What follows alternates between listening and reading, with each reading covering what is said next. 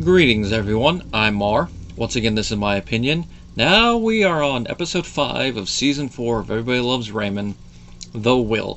This is definitely an episode that the concept at the heart of the episode I do identify with a little bit more now that I'm watching this as an older adult, not a younger adult.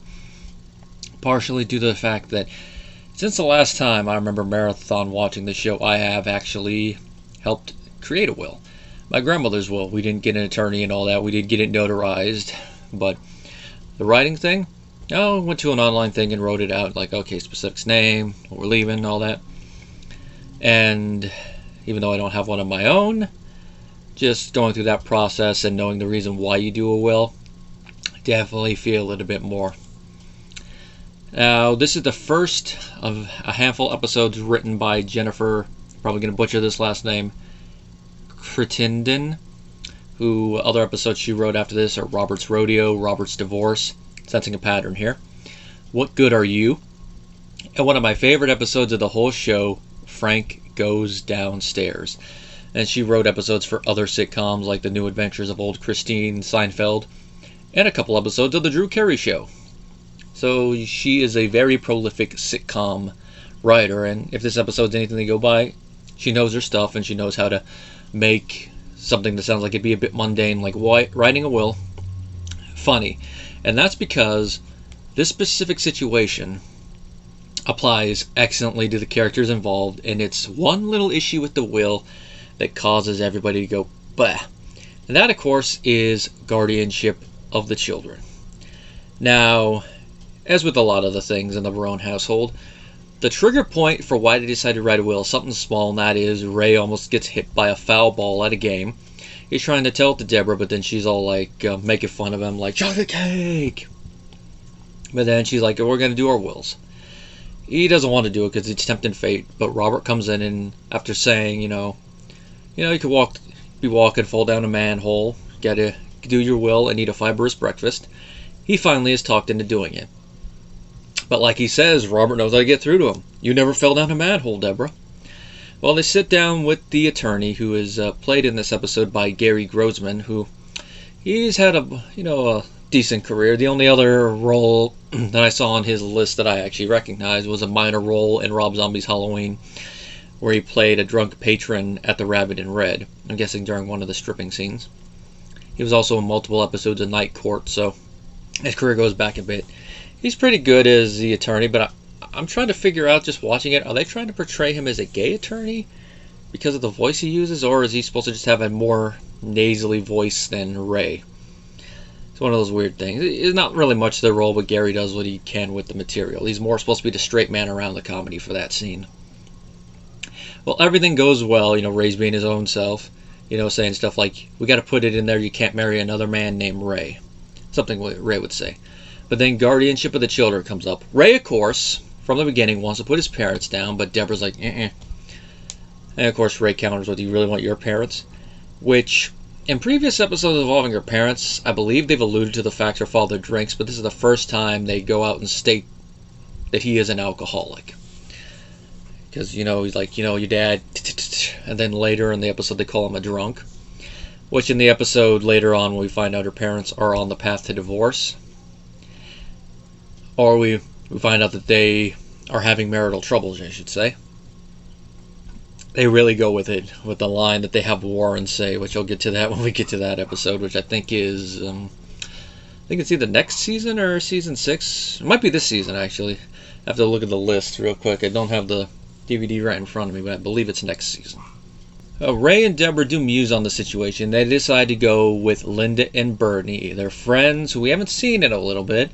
And from what we find out in this episode, we see why. They've been trying for a child, and they finally had one. They decide to approach him. Now, Marie and the others find out in their usual ways. Marie comes sauntering in, brings something for the children, sees the thing that says attorney at law, and then noses into it and finds out, oh, the children are not going to be guardianed by us. And by the way that Marie says it, which you got to give Doris Roberts props for this, you could really tell that she was expecting if something happened to them that she'd get guardianship. So it makes me wonder, if they hadn't had a will and something happened to them, would she really be filing a lawsuit against Warren and Lois and the other members of the family? to make sure she got custody just because she lives across the street. And if they did have a will and all that, would she try to contest it? It's one of those things you gotta wonder, because Marie, she's one of those ones that'll say something, but you know that even though she'll say something, she's probably thinking the opposite somewhere in her mind. Which is why she is a fun character to watch, but it's one that is so easy to hate. She gets all upset, and then she tells Frank and Robert as they walk in, you know, hey, we're not up to their standards, we're not going to do it. Frank doesn't care. I mean, he loves the kids, but he doesn't want to really live with them.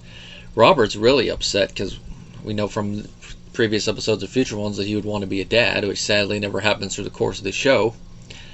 So, and he loves his niece and nephews, and he would love to be a guardian, but nope. And it comes down to the fact, you know, cop, high-stress job, he's not married. It's like, really?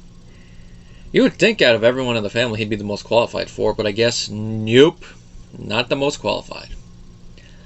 Well, they go with them. They're going to tell Linda and Bernie, and the Barones show up and ruin it, giving them questions, Marie doing her passive-aggressive comments when she finds out that Linda and Bernie are book parents, which is like, Marie, just because book parents didn't really exist when you were a parent, and they exist now, or then now, the 90s, doesn't mean they're bad parents. It sounds like she's really trying to say, oh, by the books and all that, and Robert joins in and like, hey, there's some stuff you can't learn from the books, which is true. However, trying to act like just because they're book parents they'd be bad guardians and are bad parents in general, it's like, no. And of course, it's like, Marie, you really are one to talk, considering how your parenting kind of did scar the kids, and we've seen cause them to do stuff. I mean, when they went to Atlantic City, Ray threw a party. And as we're going to find out in a later episode, they did rebel against both parents. I mean, they stole the peppermint schnapps, amongst other things. So for them to try to act like they're the best parents, no. Although Frank does say he tried to be better at his dad, so there's that. We don't know exactly if Marie tried to be better than her mother or just fully emulated her, and it's not the best type of parenting style as we're going into the more modern era. But it's one of those things.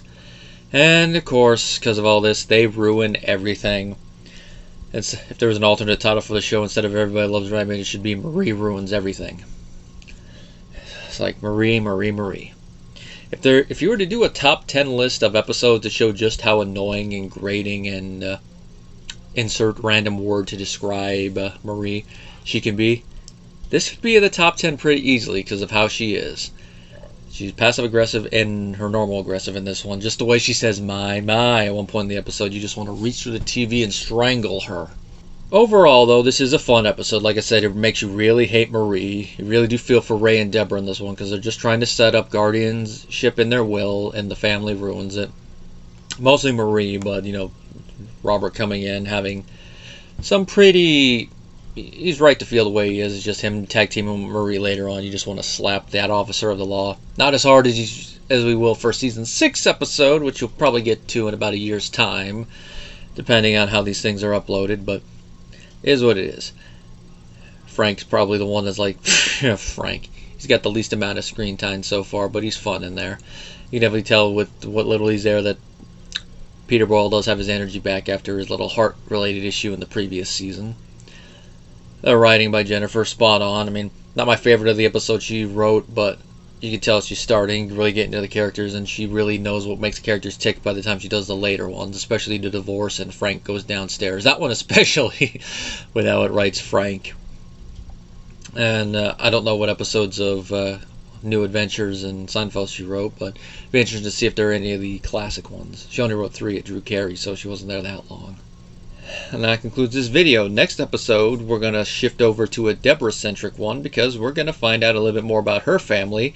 And we're finally going to meet her, I believe a couple times alluded to, sister.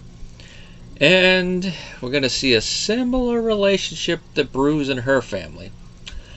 Till then, guys, thank you for watching. If you enjoyed, be sure to like and comment down below. If you want to support the channel, join the Patreon. If you want to do one-off requests, you can go with the PayPal link. With how YouTube has been treating the channel lately, I definitely need the support if you want to see the channel grow. And thank you all for watching. Till next time, guys.